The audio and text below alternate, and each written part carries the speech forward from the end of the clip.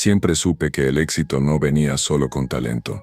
A veces, hacía falta un empujón más, uno que no salía precisamente de trabajar duro. Desde morro, quise ser productor musical. Vivía en Iztapalapa, y entre ruidos de combis, cumbias a todo volumen y balaceras de fondo, aprendí a mezclar sonidos con una laptop vieja que me regaló un tío.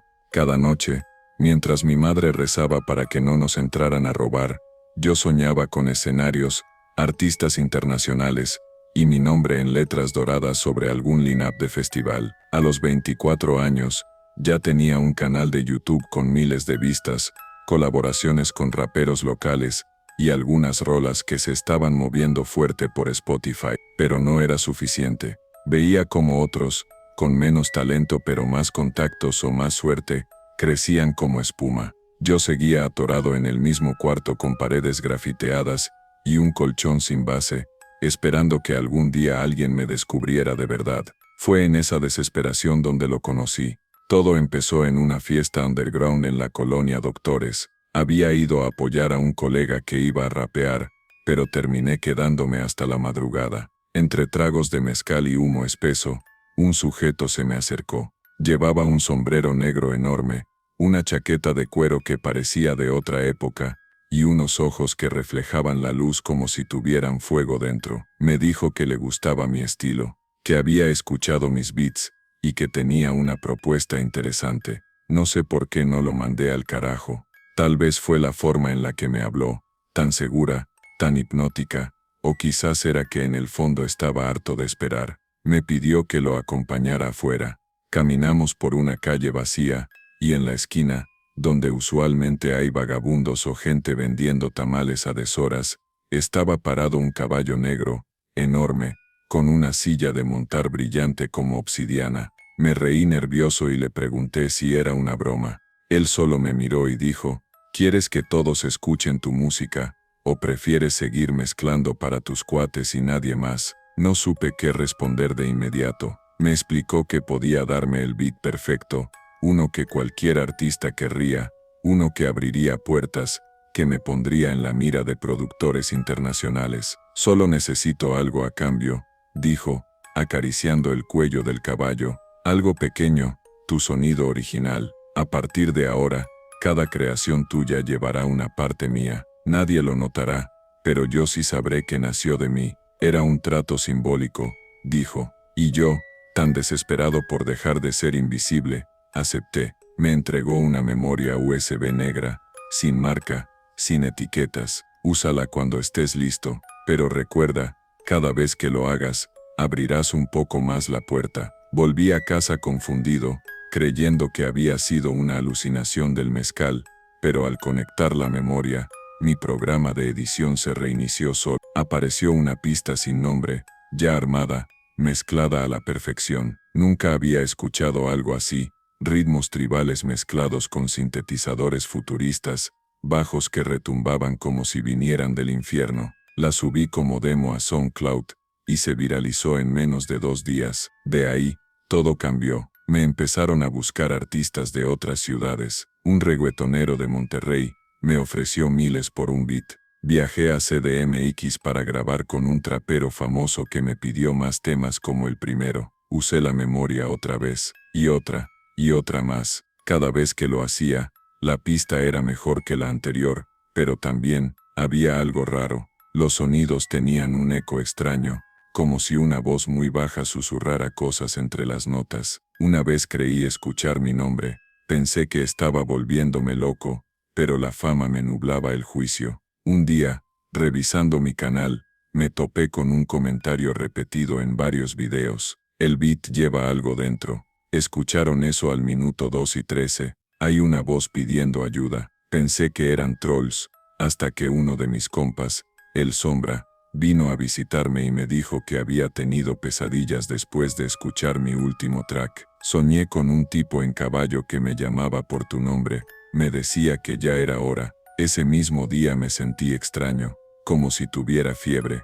El reflejo en el espejo parpadeó sin que yo lo hiciera. Mi madre me miró raro y me preguntó si me sentía bien, que mis ojos estaban más oscuros, pero yo seguía produciendo. La USB ya era mi única herramienta. Mis propios beats no me gustaban, sonaban vacíos en comparación. Empecé a aislarme, dejé de salir. Mi cuarto se llenó de bocinas, cables, luces rojas. No dormía, solo creaba. Una noche mientras terminaba una pista para un cantante argentino, escuché una carcajada en mis audífonos. No venía de ninguna muestra, era real. Me los quité de golpe y todo mi equipo se apagó. De la pantalla salió humo.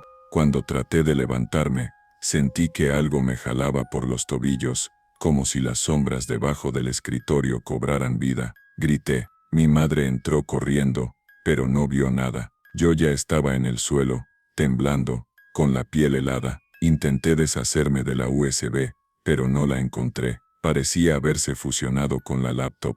Cada vez que la encendía, el programa se abría solo con una nueva pista lista para usarse. Empecé a rechazar trabajos, a desaparecer de redes. Un productor de Sony me llamó y me ofreció un contrato millonario, pero sentí náuseas solo de pensar en hacer otro beat con esa cosa. Sin embargo, cuando dije que no, esa noche soñé con el charro. Me habló desde lo alto de su caballo, con un fondo de fuego y polvo. Hicimos un trato, morro. A mí no se me traiciona. Al despertar, tenía marcas de herraduras en el suelo de mi cuarto.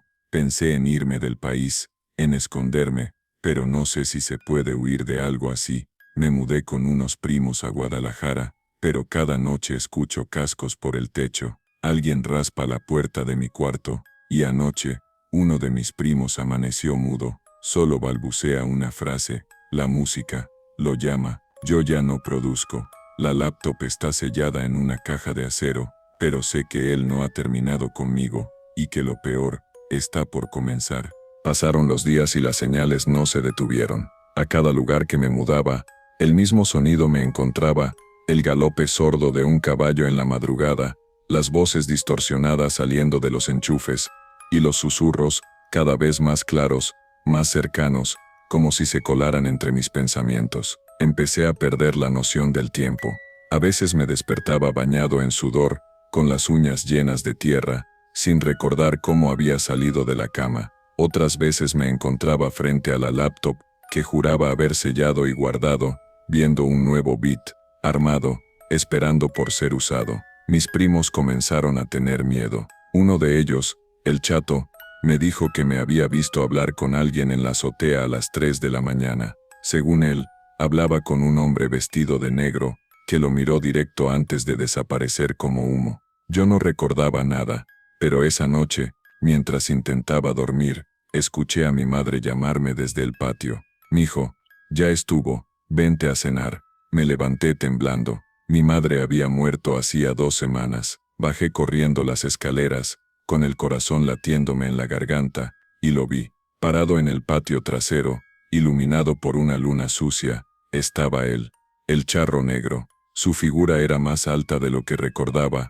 su rostro cubierto por la sombra del sombrero, pero sus ojos brillaban, rojos, como brasas recién avivadas. A su lado, el caballo relinchaba sin moverse, como si también estuviera hecho de sombras. En su mano sostenía la USB. «No cumpliste con tu parte, morro», dijo con voz de trueno bajo. «El beat perfecto se paga con alma entera, no a plazos». Quise correr, gritar, suplicar, pero mi cuerpo no respondió. Todo se congeló. Sentí que el tiempo se partía. El charro alzó la USB y la apretó en su puño. Al instante, vi toda mi vida repetirse en flashes. El cuarto donde empecé a producir, la primera vez que alguien me aplaudió por un ritmo, la emoción de escuchar mi música sonar en una fiesta. Todo eso se convirtió en gritos, en sangre, en pesadillas. Desperté al día siguiente en un hospital. Nadie sabía cómo había llegado ahí.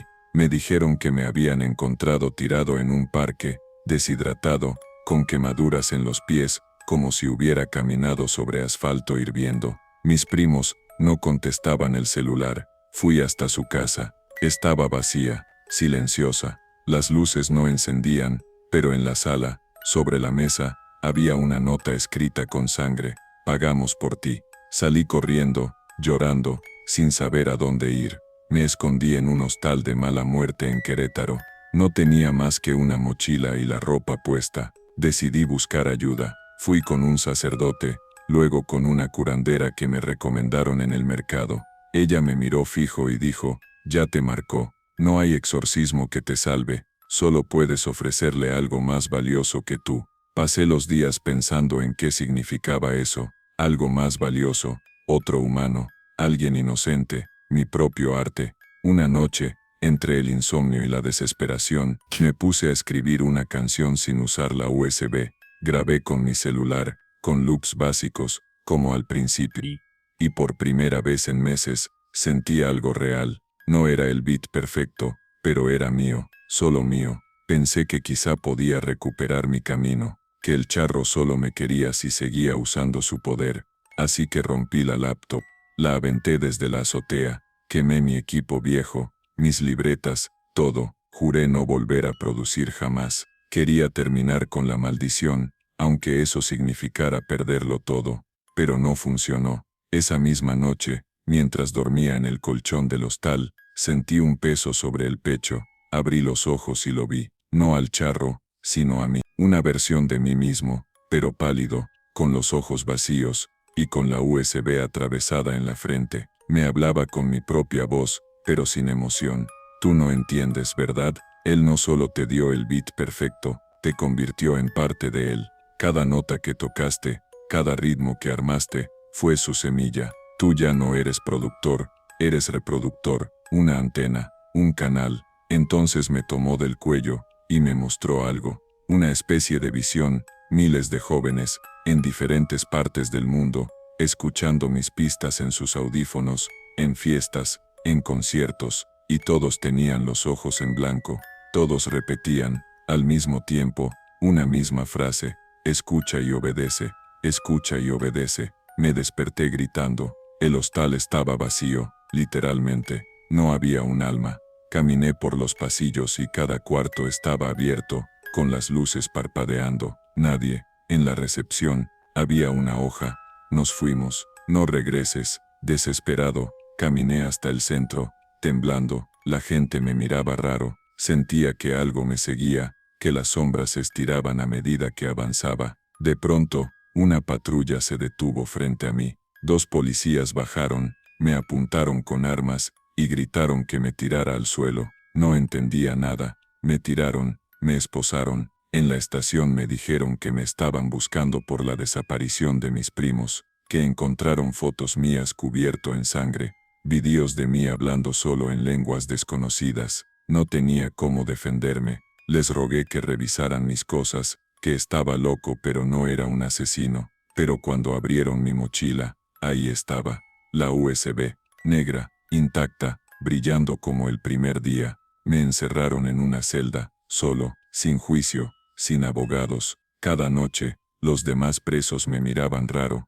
Uno de ellos se suicidó después de escucharme tararear uno de mis beats sin querer. Otro intentó arrancarse los oídos. Las autoridades me trasladaron a un psiquiátrico de alta seguridad. Dijeron que era un peligro para los demás. Me diagnosticaron esquizofrenia, trastorno delirante, y otros términos que ya no recuerdo, pero yo sé la verdad. El charro negro no me dejó loco, me dejó poseído, porque desde aquí, en este cuarto acolchonado, sin ventanas, y con una sola lámpara colgando, sigo escuchando música. En mi cabeza, los ritmos siguen construyéndose. Ya no tengo laptop, ni programas, ni cables, pero en las paredes, cada día aparece escrita una nueva pista, con notas imposibles, compases que no existen, y letras en idiomas que nadie entiende. Una doctora me dijo que han empezado a grabar mis murmullos durante la noche, que al reproducirlos al revés, se escucha un nombre, el suyo, y lo peor, lo más horrible de todo, es que me estoy acostumbrando. Me gusta cómo suena, y ahora, tengo miedo de que me dejen libre, porque si algún día salgo de aquí, lo primero que haré será buscar una nueva laptop, y esta vez, no voy a pelear contra él. Esta vez, voy a dejar que toda la música que trae conmigo salga, y el mundo va a bailar con el demonio.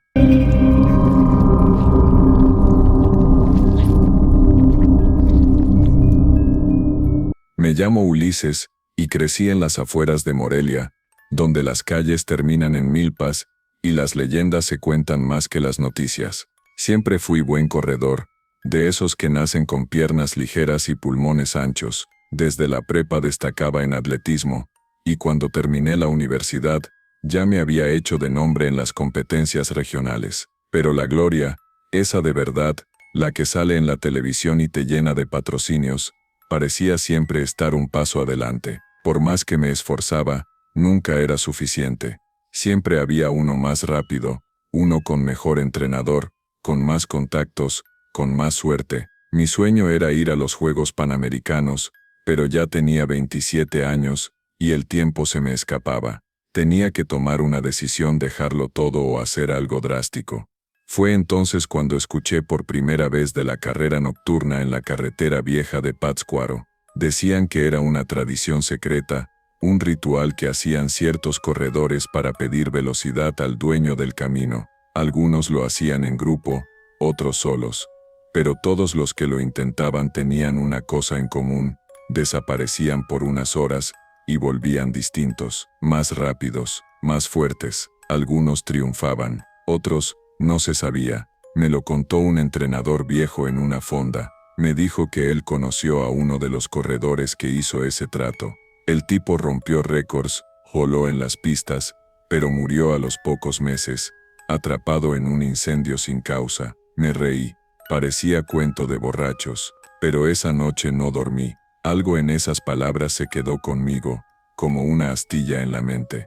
Y cuando volví a casa y vi los trofeos polvorientos, los entrenamientos que no llevaban a nada, la nevera vacía y a mi madre enferma en la cama, decidí que tenía que intentarlo. La noche que lo hice era luna nueva. La carretera vieja estaba más sola que nunca, envuelta en neblina. Llevaba mis tenis gastados, un reloj para medir mi tiempo, y un corazón repleto de rabia. Empecé a correr justo a la medianoche, como decían que debía hacerse. Nadie me acompañó, solo el eco de mis pasos, el crujir de las ramas, y el viento que a veces susurraba mi nombre. Después del primer kilómetro, sentí que algo cambiaba. El asfalto parecía más blando, como si corriera sobre tierra. El aire se volvió más espeso, como si respirara dentro de un túnel. Y entonces lo vi, parado en una curva, junto a un mezquite viejo. Estaba él, el charro negro, alto, imponente, con un sombrero que parecía absorber la luz, botas brillantes y una chaqueta bordada con hilos dorados que nunca había visto en la vida real. No montaba su caballo. Estaba a pie, como si me esperara. No me detuve. Seguí corriendo. Pero mientras pasaba a su lado, su voz se coló en mi cabeza como un cuchillo caliente. Si quieres ganar, debes pagar.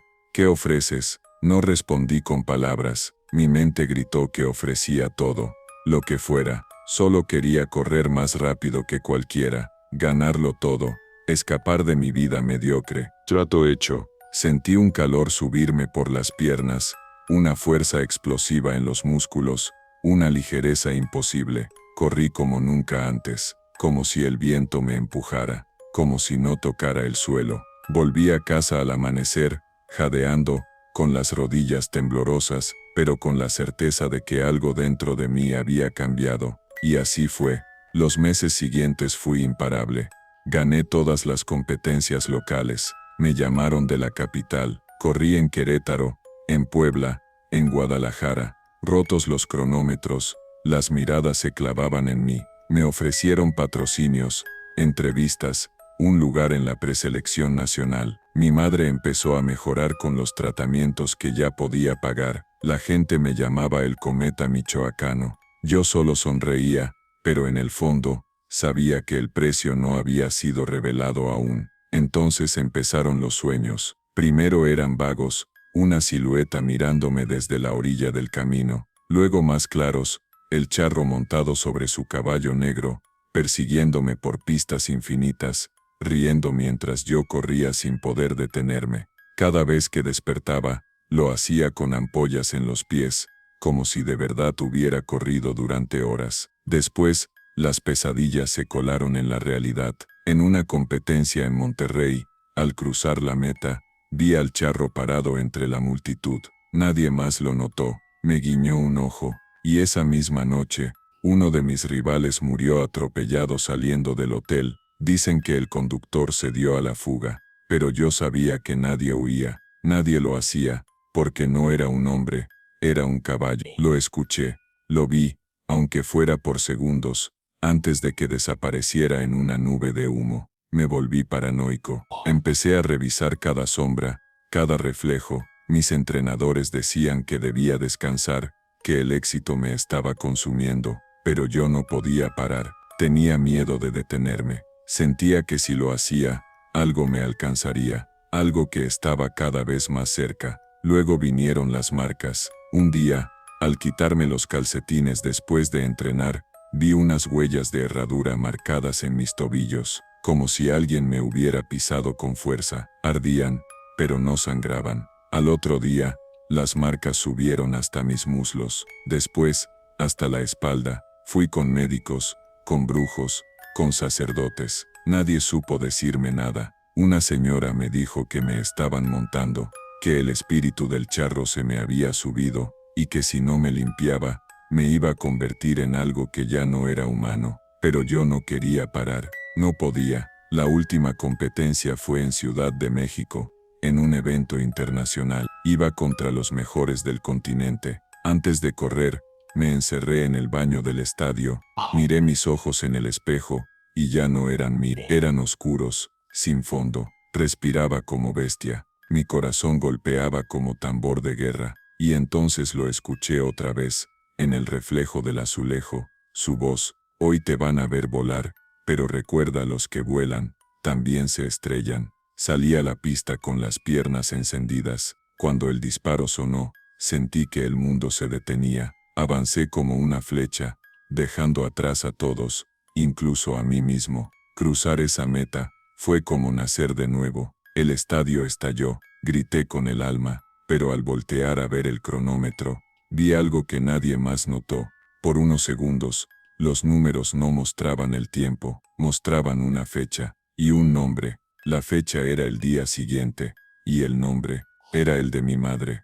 Ahí supe que el precio apenas se iba a cobrar, y lo peor es que no sabía si sería ella quien lo pagaría, o si lo haría yo, a su nombre. Y en ese momento, entendí que ya no corría para mí, corría para él. Esa noche no pude dormir. Me quedé viendo el techo del hotel, contando los latidos de mi corazón, que ya no sonaban normales. Era como si galopara dentro de mí, como si en vez de sangre, mis venas llevaran pezuñas. El reflejo en el espejo se movía cuando yo no lo hacía. Cada sombra parecía más larga, más viva, y la fecha del cronómetro no me dejaba en paz. Al amanecer tomé el primer vuelo a Morelia. En el aeropuerto, los reflectores de la prensa me cegaban, pero yo ya no estaba ahí.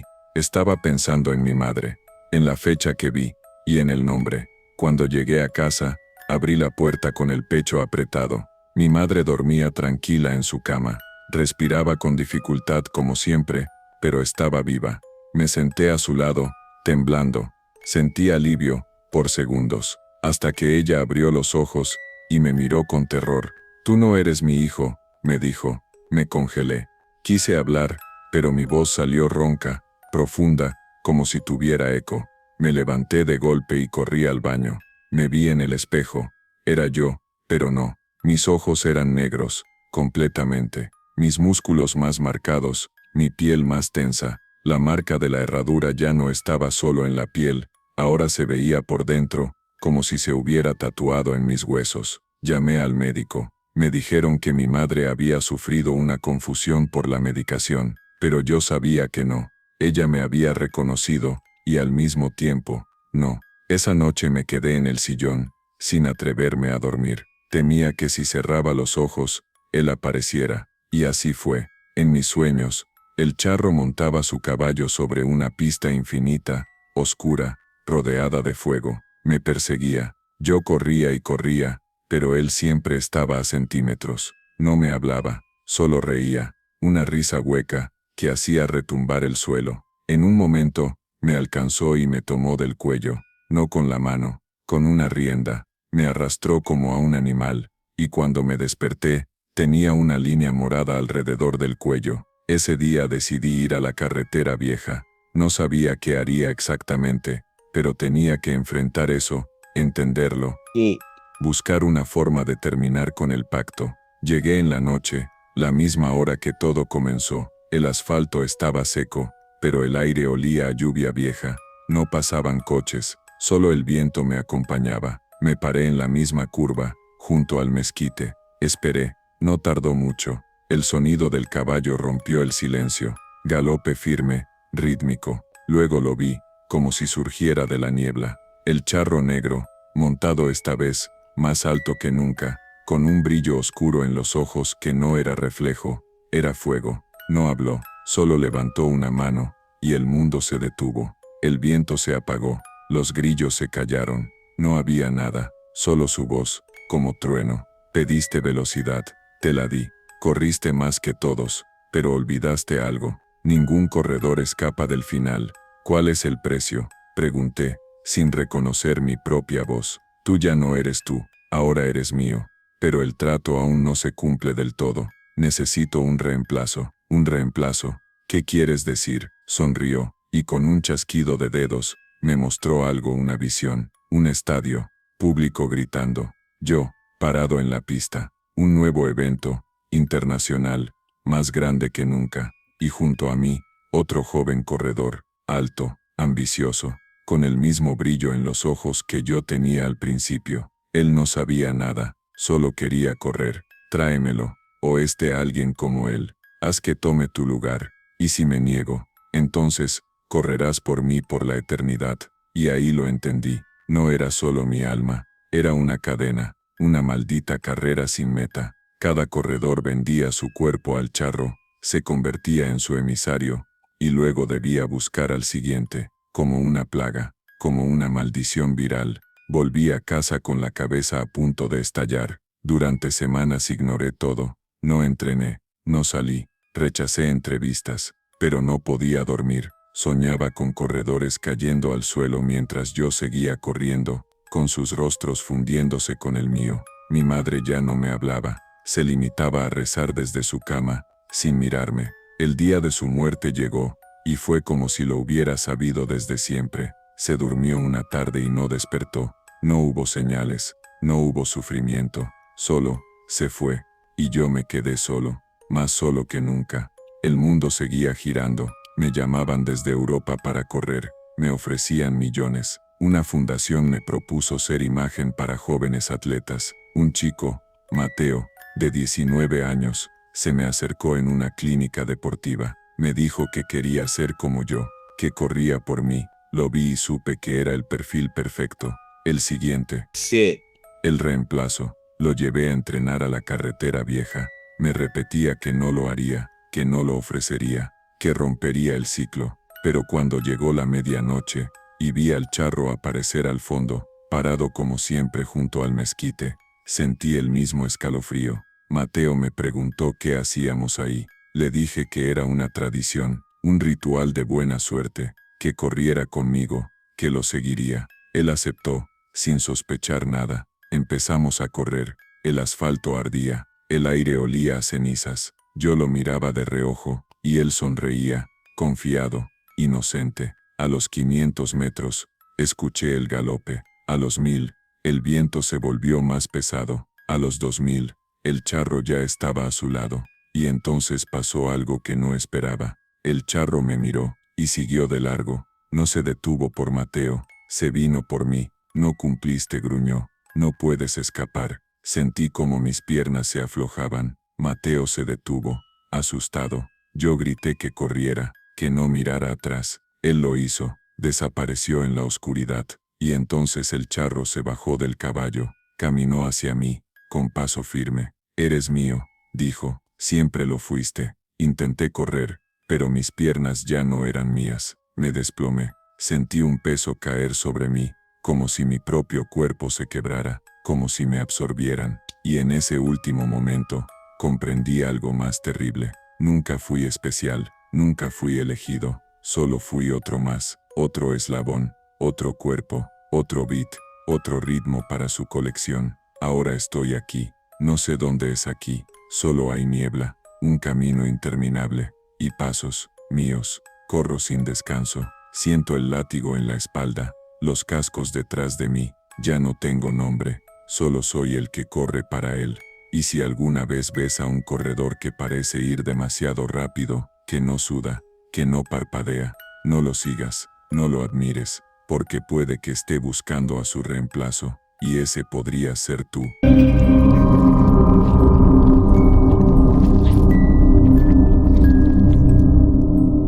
Me llamo Bruno, y si estás leyendo esto es porque algo te llamó la atención en mi historia. Quizás fuiste uno de mis clientes. Tal vez traes en la piel uno de mis tatuajes. O quizás solo estás buscando algo con lo que asustarte esta noche. Cualquiera que sea el caso, te juro que todo lo que estás a punto de leer es verdad. Y si decides no creerlo, mejor para ti. Porque si llegas a entender lo que en realidad pasó, ya no hay forma de desentenderlo. Ya no hay marcha atrás. Desde morro me clavé en el mundo del tatuaje. Crecí en Tepito, donde los diseños en la piel son más que arte, son gritos de guerra, homenajes, recuerdos, amenazas. Desde que vi a mi primo tatuarse el nombre de su madre con una aguja y tinta china en el patio de su casa, supe que eso era lo mío. Empecé a practicar a los 15, primero con frutas, luego con valientes del barrio que no temían a un poco de dolor y a mucho de infección. Me gané fama rápido, tenía pulso, creatividad, y lo más importante, no juzgaba. Podías pedirme lo que fuera, y yo te lo marcaba sin preguntas. A los 28, ya tenía mi propio local, justo en una esquina entre Avenida del Trabajo y Jesús Carranza, la séptima capa, así lo bauticé. Mis clientes venían de todos lados, cholos, raperos, fresas, turistas, sicarios, hipsters. Yo no hacía preguntas, les cobraba justo, trabajaba con respeto, y si lloraban, les regalaba una chela.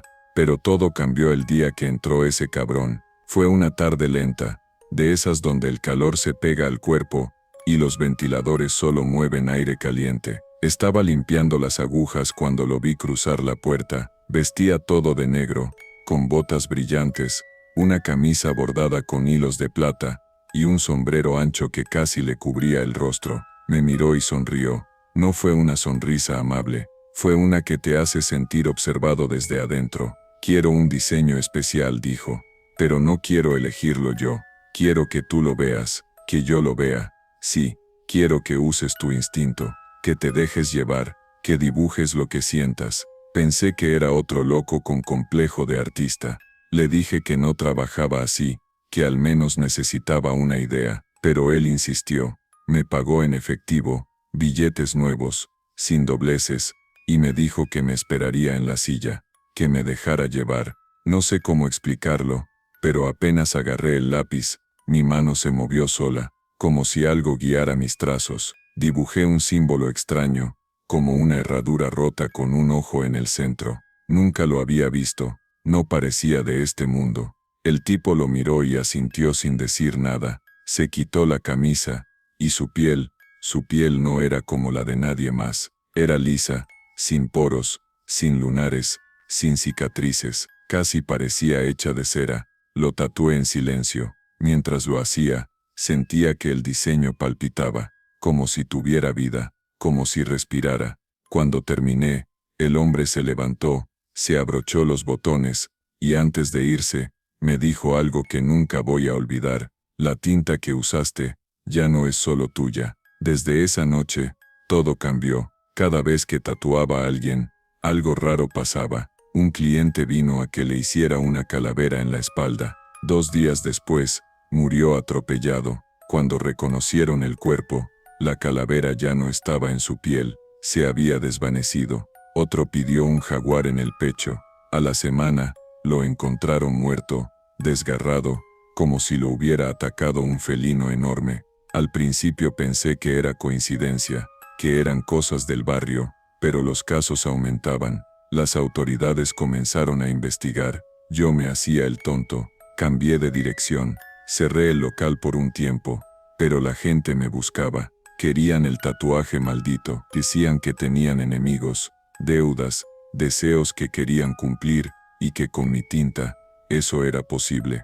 Yo ya no dibujaba, solo dejaba que mi mano hiciera lo suyo. y cada diseño que nacía en mi libreta era más oscuro, más realista, más antiguo. Un día, un chavo de 20 años me pidió un símbolo para protección. Era huérfano, vendía dulces en los camiones y juraba que lo estaban siguiendo. Dijo que soñaba con caballos que lo pisaban. Me dio lástima. Le tatué un ojo con una cruz. Al terminar, vomitó sangre. Pensé que era por los nervios, pero al otro día, salió en las noticias. Había sido encontrado colgado dentro de un vagón del metro, sin signos de pelea, sin rastro de entrada, y en su piel, el tatuaje se había abierto como una herida. Literal, el ojo sangraba, las líneas de tinta estaban partidas, como si algo hubiera salido de ahí. Decidí parar, quemé mis libretas, tiré las agujas, borré mis redes, me encerré, no respondía llamadas, pero entonces empezaron a venir a mi casa, clientes antiguos, algunos llorando, otros furiosos. Uno me mostró su brazo, el tatuaje de una serpiente se le había incrustado, no encima, dentro, podía moverlo, sentía cómo se deslizaba bajo la piel. Busqué ayuda, curanderos, brujos, padres, nadie supo qué hacer. Uno me dijo que había sido marcado por el charro, que al tatuarlo, había sellado un pacto, que mi tinta ya no era tinta, era canal, era puerta, era maldición, y lo peor fue cuando vi el tatuaje en mí. No recordaba haberme hecho nada, pero una mañana, al salir de bañarme, lo vi en el espejo, en el centro de mi pecho, la misma herradura rota con el ojo roja, palpitante, viva. Intenté arrancarla. Me rasgué la piel, me clavé agujas, grité, lloré, pero no se iba, solo se reía. Literal, escuché la carcajada salir desde dentro de mí. Esa noche soñé con él, Sí, el charro. montado, con la luna negra a su espalda.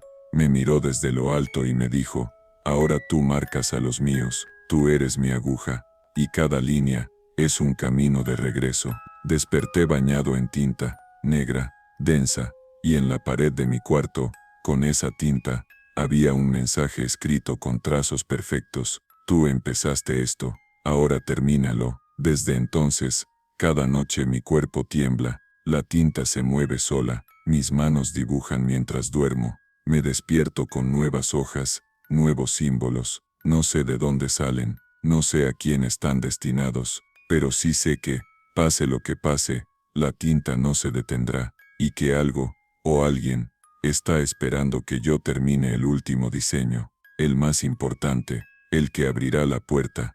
No pasaron más de 3 días antes de que empezaran a llegar otra vez. Primero tocaron suave. Clientes viejos, conocidos, tipos con tatuajes ya marcados por mí. Querían nuevos diseños, aunque les temblaban las manos al hablar. Uno de ellos, el bicho, un vato con una calavera enorme en la espalda que le hice en 2019, me mostró cómo su piel se movía sola, como si el hueso del dibujo se estirara y sonriera sin que él lo notara. Me pidió que lo ayudara, que borrara el diseño, que le hiciera otro encima, pero yo ya no podía tocar una aguja sin sentir como si me perforara a mí mismo. Le dije que se fuera, que huyera, que no volviera, pero ya era tarde. Al día siguiente lo encontraron en el mercado de la Merced, reventado por dentro, como si algo hubiera explotado desde su columna. Su tatuaje había desaparecido. Luego empezaron los que no conocía. Rostros nuevos, ojos oscuros, voces suaves. No hablaban mucho, solo se sentaban frente a mí y me extendían el brazo o la espalda, esperando, como si supieran que yo no podía negarme, como si no fueran humanos del todo. Empecé a vivir encerrado, cerré la puerta con cadenas, tapé las ventanas con tablas, borré todo lo que me uniera al mundo exterior, pero ellos igual llegaban, se colaban por las rendijas, por las paredes. Una vez desperté con uno de ellos acostado a mi lado, sonriendo. No hizo nada, solo me miraba dormir. Cuando parpadeé, ya no estaba. Lo peor fue cuando empecé a sentir la tinta dentro de mí. No era un decir, era literal. Se movía por mis venas, caliente, espesa, vibrante, como un animal vivo. Si me cortaba no salía sangre, salía negro, espeso, con olor a óxido y humedad. Mis uñas se volvieron más duras. mi voz más ronca, y mi reflejo, cambió. Ya no era yo, era alguien más, alguien con la marca completa. Empecé a buscar desesperadamente una forma de revertir el trato. Volví con la misma curandera que una vez me leyó el maíz. Me dijo que la única forma era cerrar el ciclo. Debes borrar el diseño original, dijo, el primero que hiciste para él. Mientras exista, la puerta sigue abierta. Pero no sabía dónde estaba ese tipo. Nunca supe su nombre, ni su cara. Solo recordaba su sombra, su olor a tierra mojada y a fuego. Así que fui al lugar donde todo comenzó, la séptima capa. El local seguía cerrado, polvo, ratas, abandono. Pero al entrar, sentí como si el aire se apretara. Todo estaba exactamente igual, la silla de tatuar, los frascos de tinta vacíos, la libreta donde dibujaba, y ahí, justo en la última página, el símbolo, el original, la herradura rota con el ojo, pero ya no era un dibujo, estaba impreso con tinta viva. La tía me miraba, intenté arrancar la hoja, se pegó a mis dedos, sentí que me succionaba la piel, grité, el papel se fundió con mi brazo, y al instante, escuché cascos, desde la calle, galope, fuerte, rítmico, el charro venía, salí corriendo, pero las luces se apagaron, las paredes del local se estiraban, las agujas volaban solas, una de ellas se clavó en mi pierna, otra en mi hombro, y de pronto ya no estaba en el local, estaba en otro lugar, un campo seco, oscuro, lleno de humo y voces, tatuajes gigantes flotaban en el aire, como si fueran almas arrancadas, y al centro, el charro, sobre su caballo, con una sonrisa que no era humana, me dijo que había fallado, que mi deber no era solo marcar, era diseñar el símbolo final, el que abriría la grieta completa. Tú no eres artista, eres llave, dijo, y extendió su mano, en ella una máquina de tatuar, negra, de metal antiguo, vibraba con un zumbido que no era eléctrico, era una especie de murmullo y de miles de voces susurrando a la vez. Me dijo que si no terminaba el diseño, la tinta me consumiría por dentro, que ya no tenía sangre, solo portaba su esencia, que mi corazón ya no latía por mí, y que si no lo aceptaba, lo haría a la fuerza. Desperté en mi cama, empapado en sudor, la máquina estaba ahí, a mi lado, encendida, zumbando. Intenté tirarla, no pude, se me pegaba a las manos, cada vez que parpadeaba, una línea nueva aparecía en mis brazos, diseños que no había hecho, cuerpos fusionados, ojos al revés, herraduras quemadas, no sabía cuánto más podía aguantar, así que tomé una decisión, si yo era la llave, tenía que cerrar la puerta desde dentro,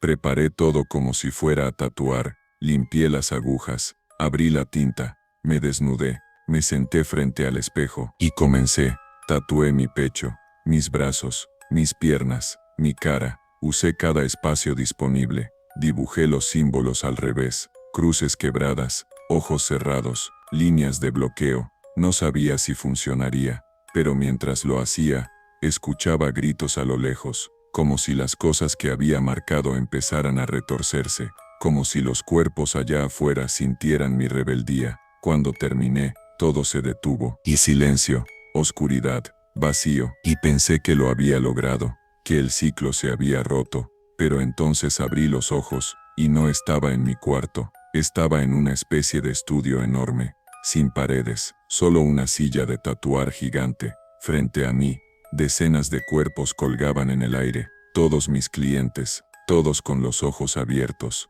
todos tatuados con los símbolos, todos sangrando tinta negra, y en el centro, el charro, aplausos lentos, burla, muy creativo Bruno, pero las puertas no se cierran, se abren, con sangre nueva, me señaló, y entonces lo entendí, yo no era el último, yo era el primero de una nueva generación de marcadores. Él no buscaba solo víctimas, buscaba herramientas, diseñadores, tatuadores que como yo, quisieran fama, talento, reconocimiento. Había más como yo, y en otros países, en otras ciudades, todos hacían lo mismo. Y ahora mi cuerpo era suyo, mi historia, solo era el inicio. Y tú, que estás leyendo esto, deberías revisarte la piel, porque si alguna vez te hice un tatuaje, entonces también lleva su marca, y en cualquier momento, la tinta empezará a moverse.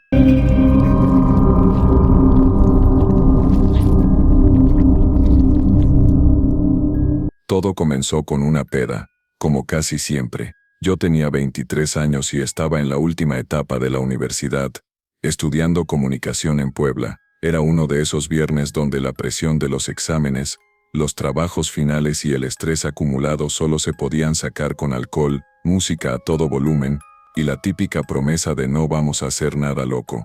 Pero claro, esas palabras nunca significan nada cuando hay mezcal de por medio. Ese fin de semana mi compa Ariel nos invitó a una casa en un pueblito llamado San Nicolás de los Ranchos. Su familia tenía un terreno con una cabaña cerca del volcán, y aunque el lugar era algo alejado, nos dijo que la vista, el silencio y la falta de señal lo hacían perfecto para desconectarse. Yo junto a otros 4 amigos, Ariel, Vale, Lalo y Denise, nos trepamos a su camioneta y arrancamos con hieleras llenas, bocinas potentes y la cabeza vacía. Al llegar, la cabaña se veía como de postal, madera vieja, techos inclinados, árboles enormes alrededor, y un cielo tan limpio que hasta podías ver la Vía Láctea sin hacer esfuerzo.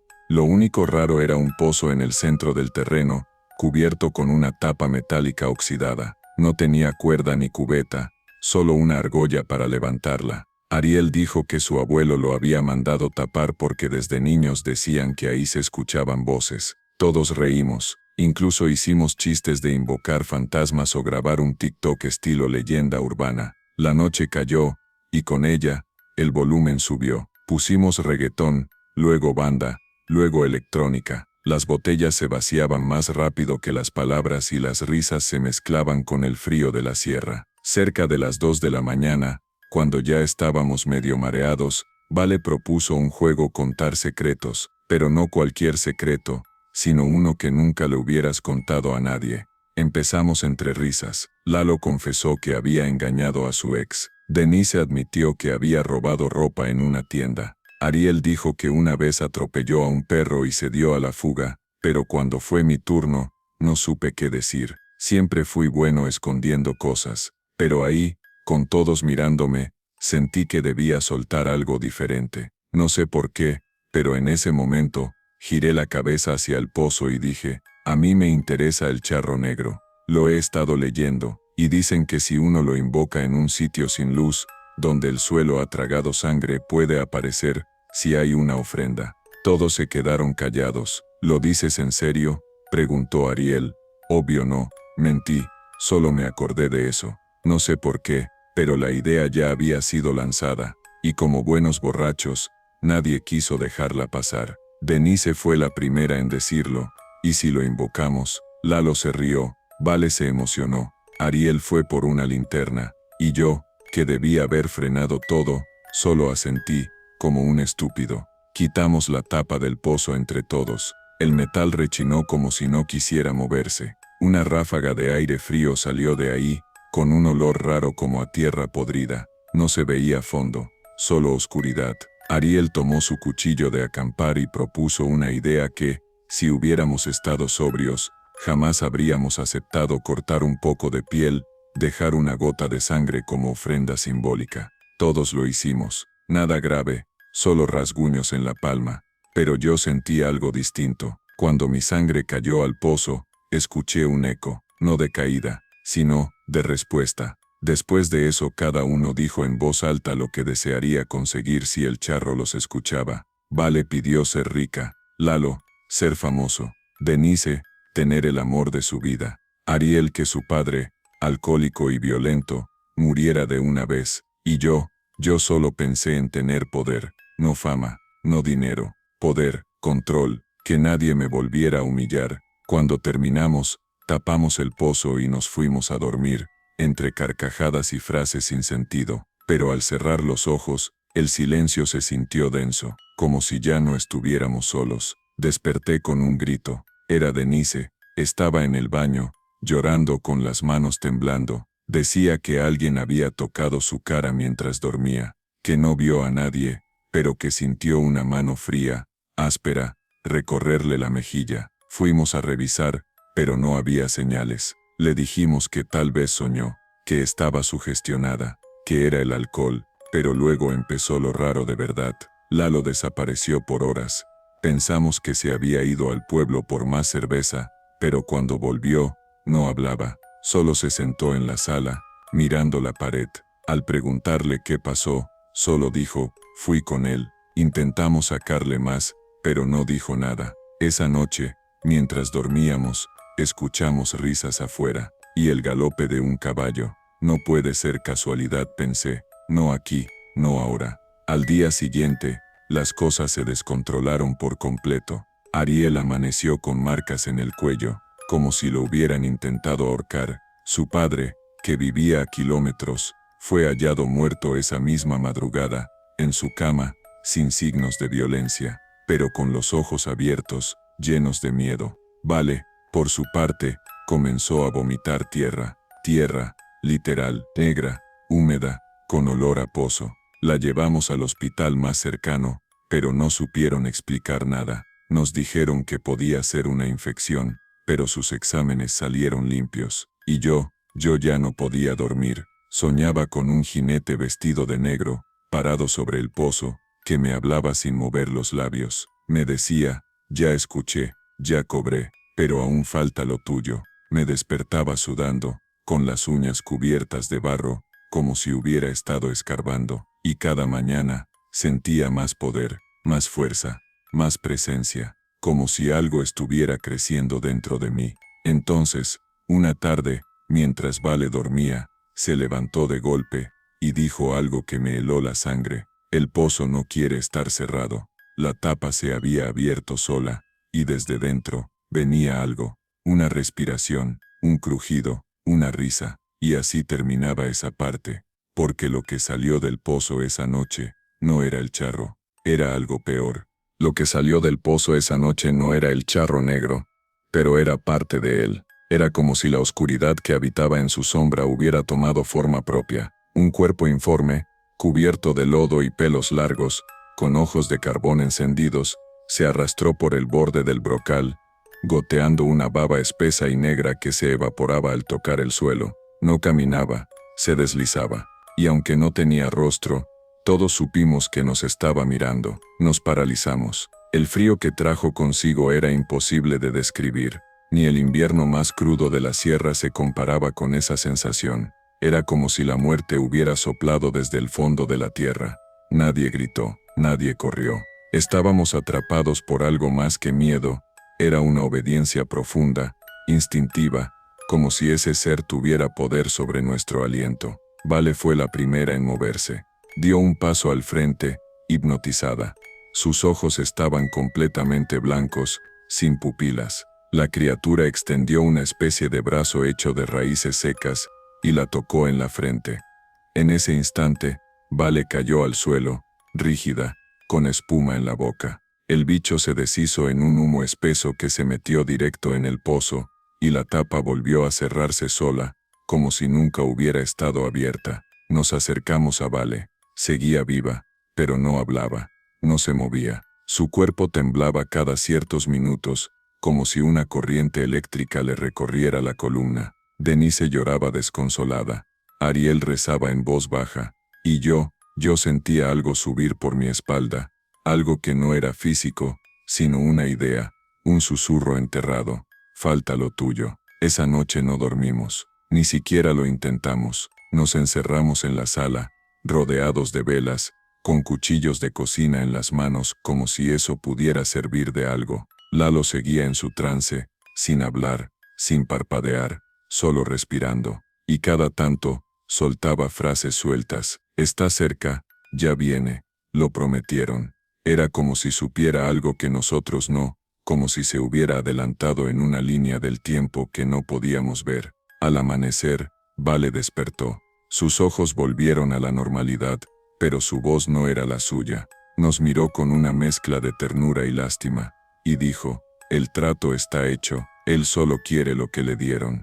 Denise le gritó que se callara, que no dijera tonterías. Ariel intentó abrazarla, pero Vale se alejó. Me miró directo y repitió, tú lo llamaste, tú lo abriste. La ofrenda fuiste tú. Sentí que la cabeza me explotaba. No entendía nada. Yo no pedí riqueza, ni amor, ni muerte, solo poder. ¿Qué clase de ofrenda era yo? Me levanté furioso, grité que todo era un error, que podíamos irnos, dejar la cabaña, olvidar esto. Pero en cuanto abrimos la puerta, lo vimos. El charro, ahí estaba, montado sobre su caballo negro como el petróleo, inmóvil, en la entrada del terreno, como una escultura infernal. No decía nada, no se movía, solo estaba. Su presencia pesaba sobre el aire. Intentamos retroceder, pero cada uno de nosotros quedó clavado en su lugar. Literalmente, sentí como si los pies se me hubieran pegado al piso con clavos invisibles. El mundo se hizo más oscuro, los árboles se marchitaron al instante, las velas dentro de la casa estallaron, y del pozo volvió a salir humo. El charro habló, no con palabras, sino con una voz directa en nuestras mentes, profunda, antigua, cruel. Cada uno dio algo, cada uno recibirá, pero el que abrió la puerta, debe cerrarla con carne. Todos me miraron. Ariel se lanzó sobre mí, furioso, como si en ese segundo entendiera que yo era el culpable. Me tiró al suelo, me golpeó, me gritó que nos había condenado. Denise lo detuvo entre lágrimas. Yo apenas podía hablar, apenas podía moverme, pero entendía. Tenía que hacer algo, lo que fuera. Fui hasta el pozo, tambaleándome. La tapa seguía caliente. Mis manos temblaban. La abrí, y entonces la vi. Mi alma, no sé cómo explicarlo, pero ahí estaba. Una forma exacta de mí, hecha de humo, con ojos vacíos, flotando dentro. Me extendía la mano, me llamaba, y al fondo, más sombras, cientos, miles, voces, gritos, cuerpos fusionados, tatuajes, símbolos, ojos invertidos, el infierno que había invocado. Pensé en saltar, en acabarlo todo, pero entonces, Vale me gritó, no es el fin, es el comienzo. Tú no debes morir, tú debes marcarlo, y lo entendí todo. El charro no quería mi muerte, quería que me convirtiera en su canal, en su emisario, como Bruno, el tatuador, como Ulises, el corredor, como todos los que habían hecho tratos antes. Yo sería el siguiente, el que propaga, el que ofrece, el que lleva el pozo a nuevos terrenos. Negué con la cabeza, no lo permitiría. Corrí a la camioneta. Denise me siguió. Ariel y Lalo se quedaron, hipnotizados, perdidos. Vale gritaba desde la puerta. Su voz ya no era suya, era una mezcla de todos los que habían muerto por el charro, una cacofonía de condenados. La camioneta arrancó, bajamos por el camino de tierra, a toda velocidad.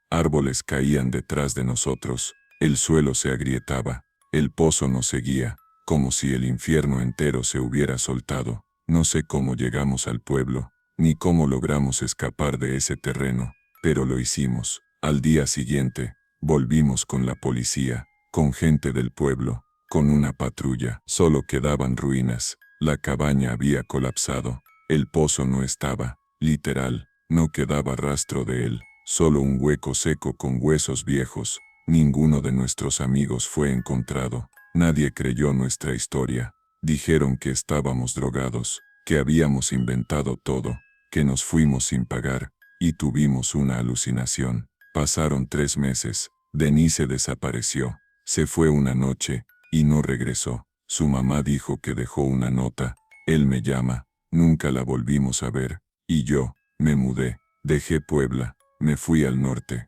Pensé que si huía lo suficiente, podría escapar, pero anoche, al despertar por una pesadilla, vi algo frente a mi ventana, un pozo, el mismo, la tapa estaba abierta, y de dentro salía humo, y una voz, el poder sigue en ti, y es hora de usarlo, porque ahora entiendo que no importa dónde me esconda. Yo abrí la puerta, y ya es tarde para cerrarla.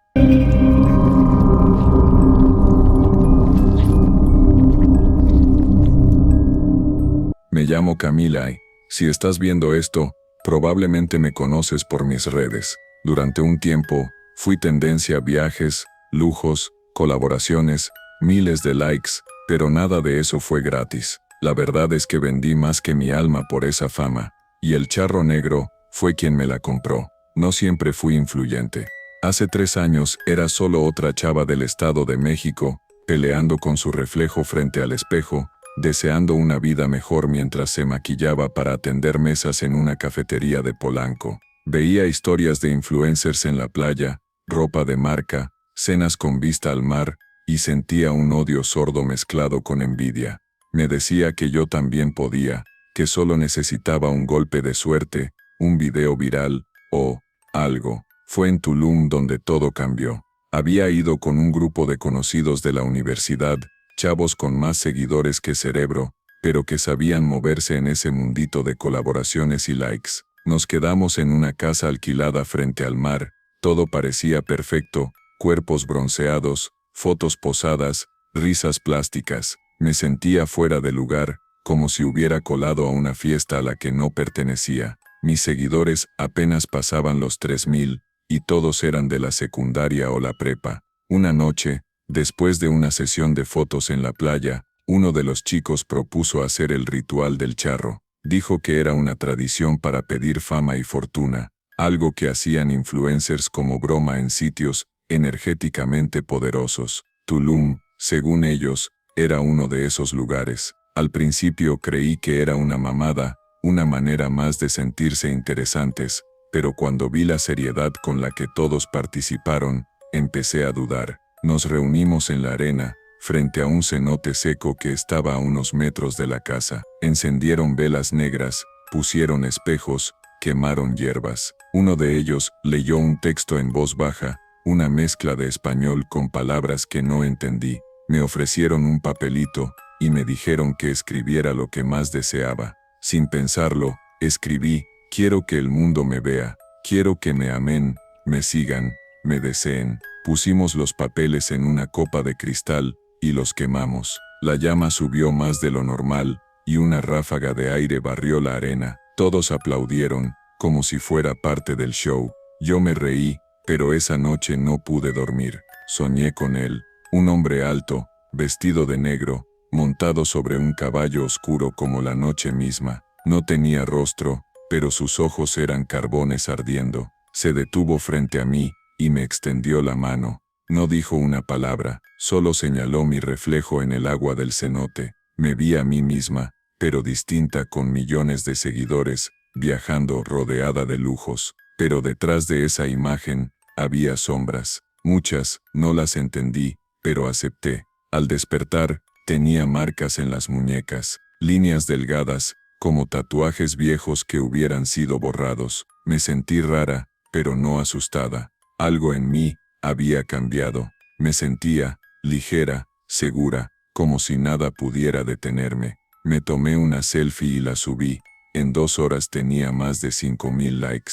Una marca me escribió para colaborar. Un influencer con millones de seguidores me comentó con fueguitos. Todo empezó a moverse como una ola imparable. En los meses siguientes, mi cuenta explotó. Videos virales, reels recomendados, historias compartidas por gente famosa. Empezaron a invitarme a eventos, a regalarme productos, a pagarme por aparecer en fiestas. Mis papás no lo entendían, mis viejos amigos dejaron de buscarme, pero yo no los necesitaba. Tenía lo que siempre había querido: visibilidad, fama, poder. Pero entonces, empezaron los susurros. Primero fueron leves, como si alguien hablara bajito en mis transmisiones en vivo. Algunos seguidores decían que escuchaban voces detrás de mi voz. Pensé que era problema del micrófono. Luego en las fotos, comenzaron a aparecer manchas, figuras oscuras detrás de mí. Lo notaban los demás.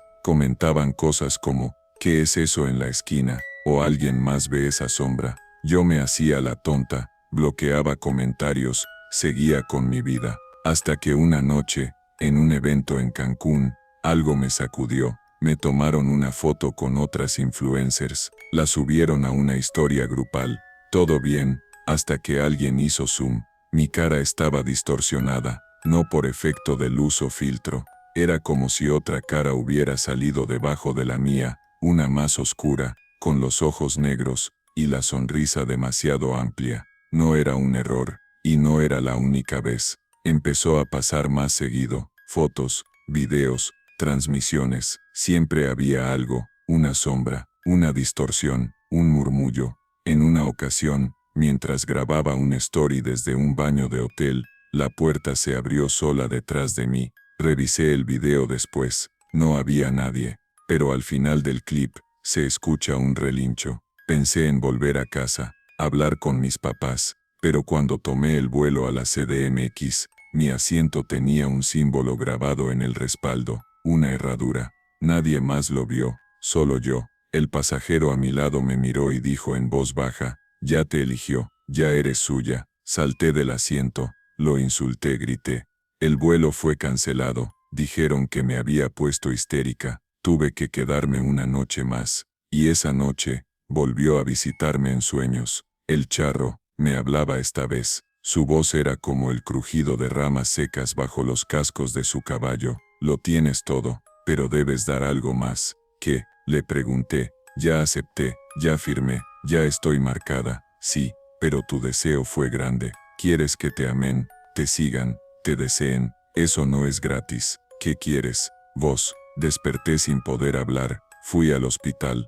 Me dijeron que era una afonía repentina, que tal vez era estrés, o una infección. Me dieron reposo vocal, pero los días pasaron, y nada, no podía hablar, solo emitir sonidos guturales. Aún así, mis redes seguían creciendo, como si el silencio aumentara mi atractivo. La gente decía que me veía más misteriosa, más intensa, como una diosa muda. Empecé a usar subtítulos en mis videos. Los fans me adoraban más, me llamaban la musa sin voz, pero yo sabía que cada nuevo seguidor era otra cadena, otro nudo, otra marca, hasta que una noche, mientras dormía, desperté de golpe por un golpe seco, como un casco de caballo cayendo en el techo. Me levanté, salí al balcón, y ahí estaba, el charro, abajo, esperándome. Me habló sin hablar. «Falta una última cosa».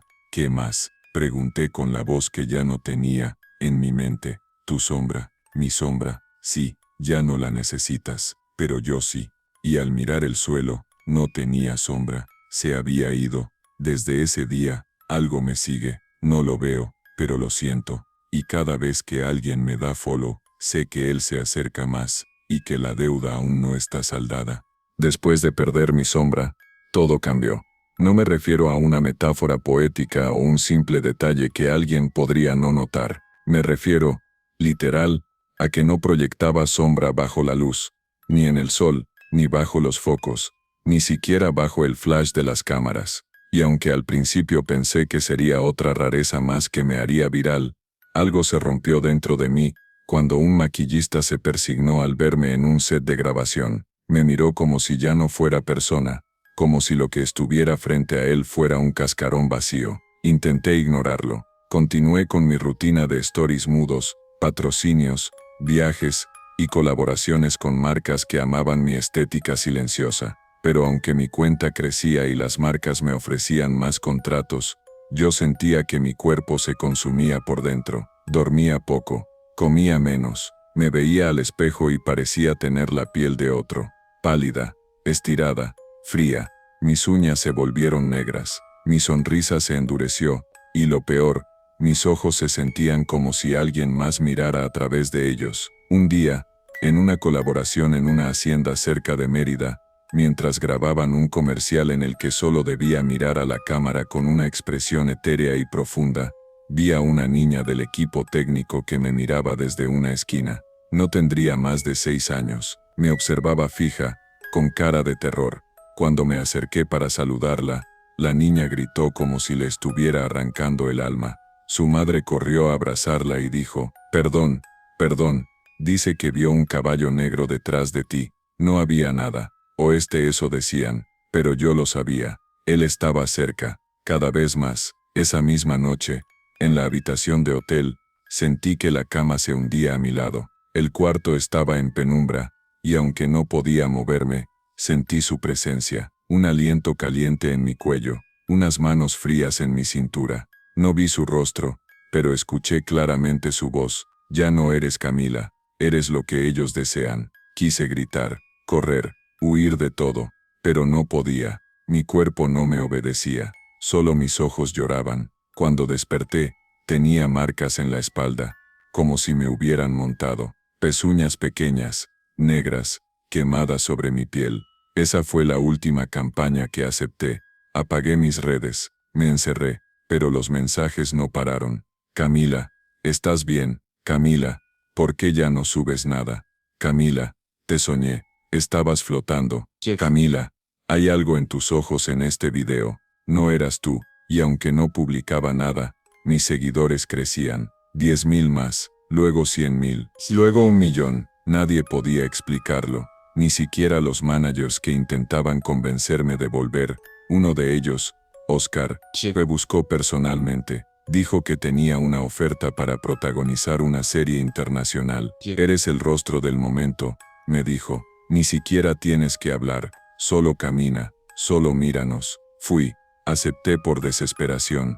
Pensé que si seguía alimentando esto, podría al menos mantenerme viva, que quizás él no vendría por mí si seguía sirviendo. Pero todo empeoró. En el set, los equipos se descomponían, las luces parpadeaban, el director se enfermó repentinamente, un extra murió de un infarto al acercarse a mí. Decían que había sido por la impresión, pero yo supe que fue porque me tocó sin permiso. Esa noche, revisando las imágenes de la grabación, vi algo escalofriante. En cada toma en la que yo aparecía, detrás de mí, en los reflejos de los vidrios, se veía al charro, parado, imposible de ignorar, y sin embargo, nadie más lo había visto.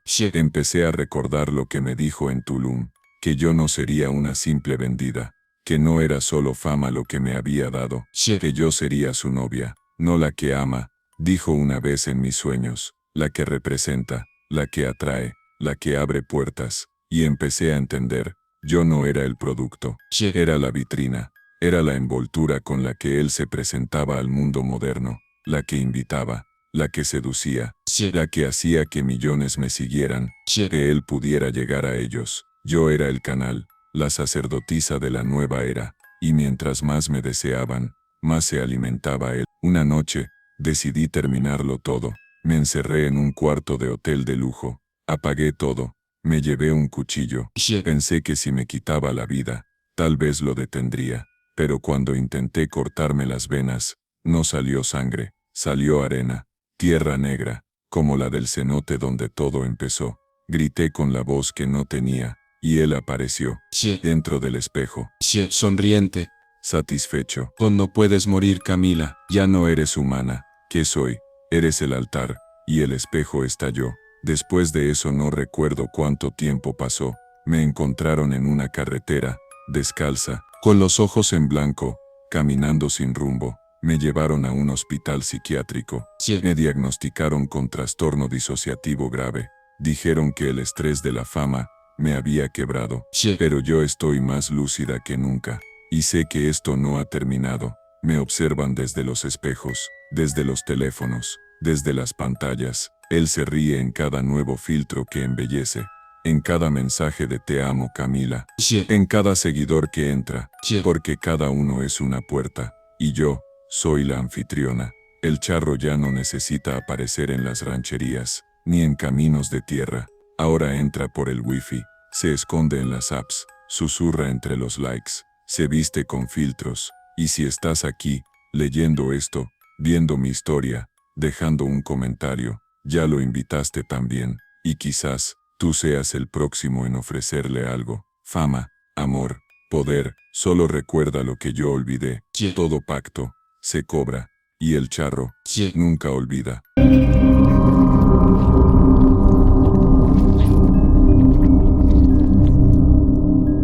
A veces, cuando la música se apaga y me quedo solo en la cabina, me pongo a pensar en ese instante exacto donde todo se jodió. No fue cuando firmé el contrato, ni cuando llegué al primer festival grande, ni siquiera cuando vi la muerte bailar entre la gente como si fuera una más del público. Fue antes, en esa noche calurosa, pegajosa, bajo las montañas de Monterrey, cuando acepté un trato sin saber lo que realmente estaba entregando. Me llamo Rodrigo, pero en la escena me conocen como D-Cone.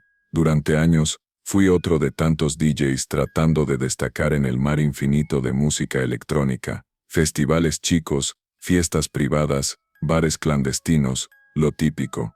mezclas decentes, presencia llamativa, algo de carisma, pero la fama no llegaba. Seguía siendo el abridor, el que calentaba la pista para los verdaderos headliners, y me estaba cansando. Esa noche, tocaba en un rave ilegal en las faldas de la Sierra Madre. Era una fiesta organizada por unos gringos que hacían afters en locaciones secretas. Me invitaron por un conocido que canceló a última hora. Era mi oportunidad. El lugar era brutal, luces láser cortando la niebla, torres de sonido retumbando en la tierra, y cientos de cuerpos sudando al ritmo del beat. Pero algo salió mal. Mi USB falló. La música se cortó a la mitad de la segunda canción. La gente empezó a silbar, a gritar. El organizador me miró con cara de "te jodiste". Yo sentí que el mundo se me venía encima. Mi única noche de brillar, y todo se desmoronaba. Fue entonces que apareció. Un tipo se me acercó por detrás del escenario. Alto, vestido de negro, sombrero ancho, botas relucientes. Tenía una mirada que no pude sostener por más de 2 segundos. Me dijo con voz grave pero sedosa: "Toca esto". Me entregó una USB negra, sin marca, sin etiquetas. Sentí un calor raro al tomarla. No pregunté nada. Estaba desesperado. La conecté, y la música volvió.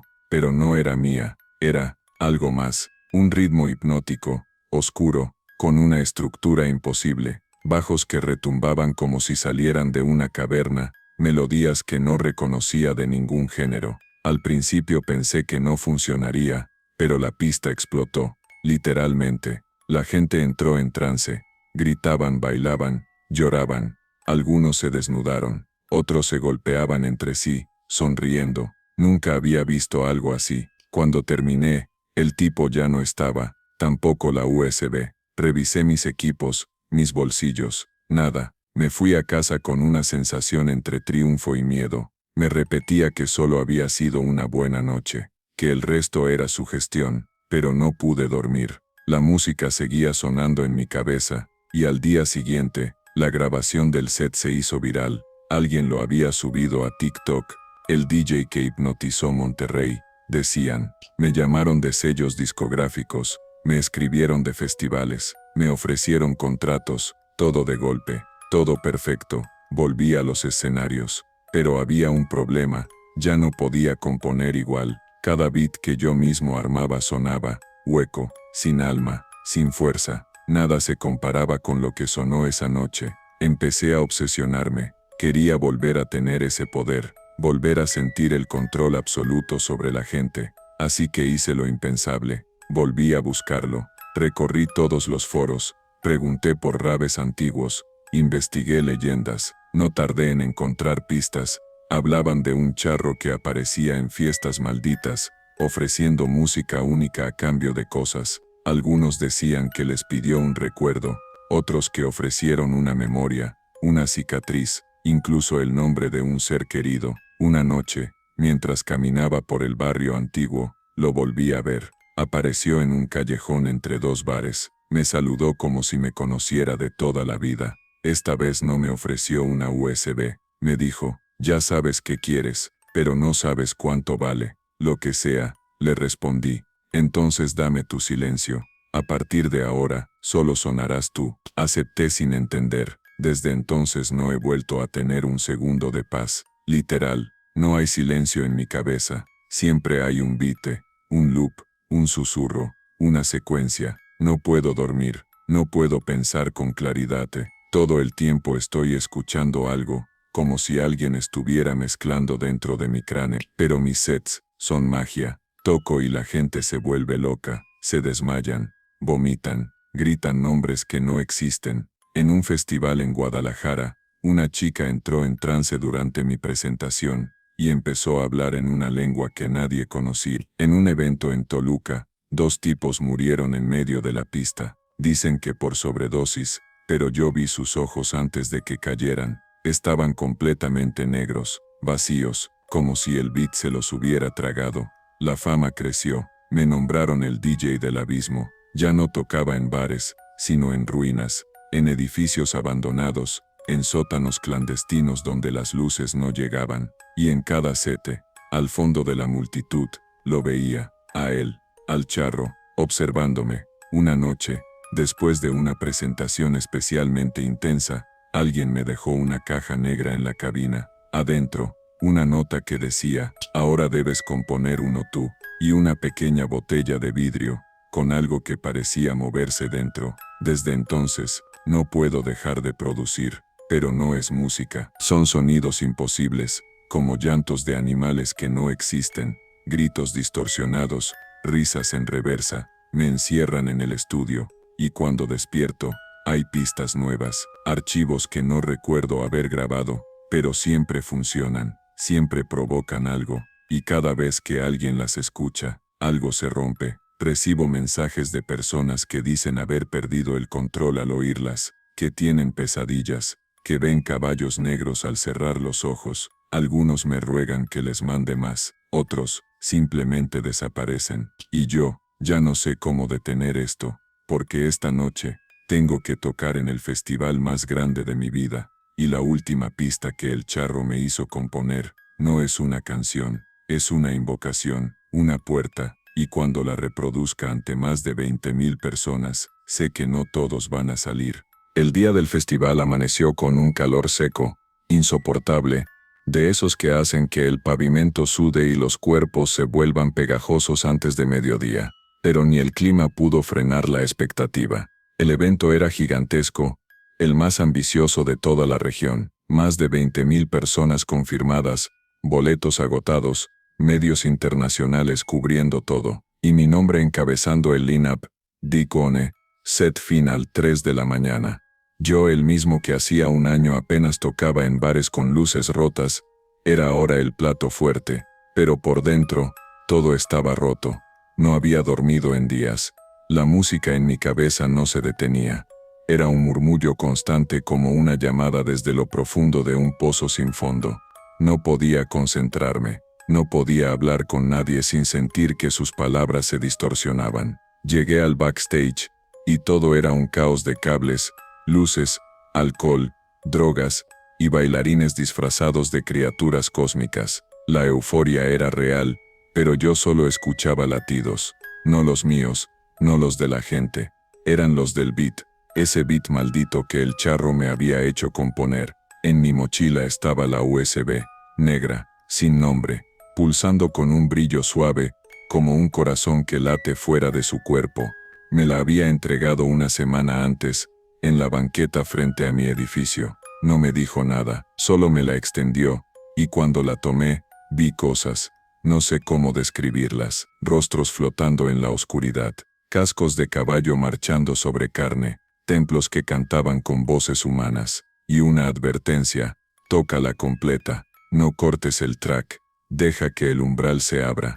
Subí al escenario cuando el reloj marcó las 2:58 de la mañana. La multitud era un mar de sombras iluminadas por neón.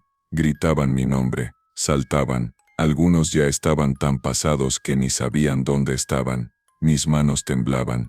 Sentía el sudor correr por mi espalda. Las luces me cegaban, y por un momento pensé en desconectar todo, en fingir una falla, en huir, pero era demasiado tarde. El charro estaba allí, en lo alto de una torre de sonido. Nadie más lo veía, solo yo. Su sombrero reflejaba la luna, su caballo pateaba el aire como si flotara, y sus ojos, siempre encendidos, brillaban más que nunca. Conecté la USB, y presioné play. El primer sonido fue como un grito ahogado. Le siguió un ritmo imposible, una mezcla de techno, tribal y algo más, algo que no pertenecía a este mundo. La gente reaccionó al instante. Un estallido de energía sacudió el lugar. Saltaban, reían, se abrazaban, algunos lloraban, pero yo sabía que no era por la música, era el umbral abriéndose. Las luces del escenario empezaron a fallar, parpadeaban como si algo las succionara desde adentro. El humo de las máquinas se volvió más espeso, más denso, y tomó forma. Rostros, manos, caballos, ojos. La gente lo grababa, lo celebraba. Creían que era parte del show, pero no lo era. A los 3 minutos, los primeros empezaron a caer. 1, 2, 5, colapsaban, como si algo los derribara desde adentro.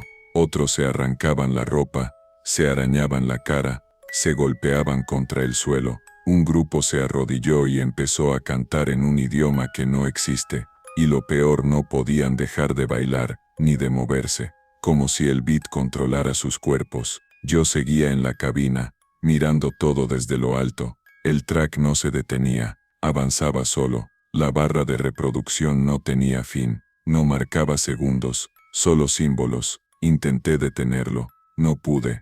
Intenté desconectar el equipo, imposible. La cabina ya no era una cabina, era un altar. Los controles estaban cubiertos de una sustancia negra, espesa, caliente, como si la máquina se hubiera fusionado con algo orgánico, y entonces vi el cielo abrirse. Una grieta gigantesca, silenciosa, partió la noche en dos. De ella salía una luz roja, pero no era una luz cálida, era fuego puro, como si algo nos observara desde otra dimensión. El aire se volvió denso, irrespirable. Algunos intentaron huir, los vi chocar contra muros invisibles. Rebotaban, caían, se arrastraban, dejando estelas de sangre y vómito. El charro descendió, montado, lento, soberano. La multitud se arrodilló, no por voluntad, sino porque sus cuerpos se lo exigieron. Todos, menos yo. Él se acercó a la cabina, no caminaba, flotaba. La tierra se abría bajo sus cascos. Me miró desde abajo y me habló con una voz que salió por todos los altavoces al mismo tiempo. Abriste la puerta, ahora eres parte del eco. Intenté gritar pero no tenía voz. Intenté llorar, pero no tenía lágrimas. Solo podía mirar. La pista llegó al clímax, y entonces lo vi. Una figura gigantesca emergiendo del cielo. No era el charro, era algo más. Algo que él había estado invocando. Su Dios, su creador, su reflejo. Miles de ojos, cuerpos fusionados, cascos de caballo, alas de sombra, y una boca tan grande como la noche misma. Y cuando esa cosa rugió, el mundo se apagó. No recuerdo cuánto tiempo pasó. Desperté solo, en medio del campo. El festival ya no estaba. No quedaban luces, ni estructuras, ni cuerpos, solo silencio. Silencio por fin, pero no era mío. Era ajeno. Me levanté y caminé por horas hasta llegar a la carretera. Un trailero me recogió. No dijo una palabra, solo me dejó en una gasolinera. Estaba cubierto de sangre seca, con los oídos sangrando, los ojos rojos. Nadie me preguntó nada. Me convertí en un espectro, en un rumor. Las noticias dijeron que fue un incendio, que hubo explosiones, que los cuerpos no fueron recuperados. Pero yo sé la verdad, nadie murió, todos fueron absorbidos. Ahora vivo escondido, no tengo redes, no toco más, pero la música sigue en mi cabeza. El beat no se ha ido, solo se hizo más lento, más profundo, más fuerte, y a veces en las madrugadas, recibo mensajes desde números desconocidos. Cuando tocas de nuevo, mi alma aún baila contigo, queremos más. Yo no respondo, pero sé que algún día me encontrarán, porque el charro no me quiere muerto, me quiere tocando eternamente, para él, para ellos, para lo que está detrás del eco. Y tú, si llegaste hasta aquí, si le diste play a alguno de mis sets antiguos, si escuchaste aunque fuera un fragmento, ya estás dentro del beat, y el beat nunca termina. Gracias a todos por ver mis videos, espero que los hayan disfrutado. No olviden suscribirse y darle like para no perderse el próximo contenido. Nos vemos muy pronto. Y recuerda, siempre estaré presente en el momento más inesperado. Hasta la próxima.